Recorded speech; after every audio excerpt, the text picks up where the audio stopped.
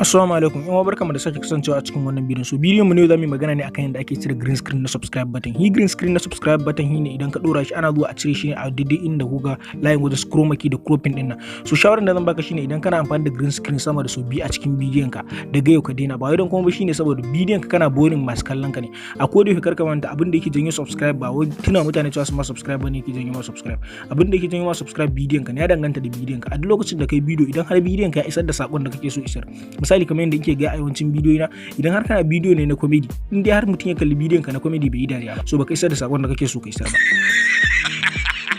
Sannan idan har bidiyon ka mutum ya kalli na technology bai karu da wani abu ba so baka isar da sakon da bidiyon ka kake so ya isar ba. So a lokacin da kake posting bidiyo kana tuna mutane cewa su maka subscribe kar ka manta cewa ba wai tuna musun da kake yi ne yasa suke ma subscribe ba, suna maka subscribe ne dalilin bidiyon ka suna samun sakon da kake isarwa.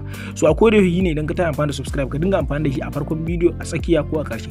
Wato ma'ana a nan wajen shine da ka dinga amfani da shi so daya. Misali yin a farkon bidiyo zaka ce kafin mu shiga bidiyon nan ku danna mana subscribe sannan ku danna alamar karawa.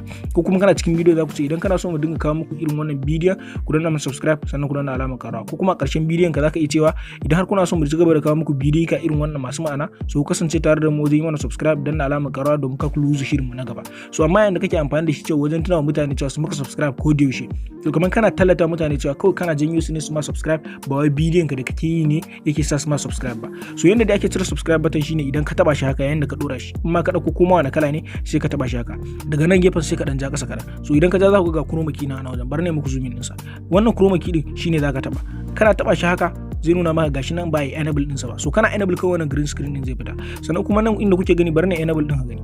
Idan na enable haka so nan da kuke gani wajen key color din nan wani lokacin screen din yana fita bayan sai ya zama red ne ba kore ba. So idan har bayan sa red ne idan ka danna enable din nan so ba zai bace ba har sai ka zo wajen key color din nan sai idan ka taba shi haka sai ka zabi kalan da yake na green screen din kenan. In ma red screen ne ba green screen bane ba kuma wani kalan screen ne dai idan ka taba kalan sa daidai a nan wajen inda kuke ganin kalolin nan yanda nake motsa shi nan sai ka zabi kalan wannan bayan screen din sai ka taba kana taba kawai zai bace. So yanzu tunda kore ne wannan sai suka hawo ga bace. Sannan idan kuka bari haka za ku ga gashi nan babu ga wannan green screen din ya riga da ya bace.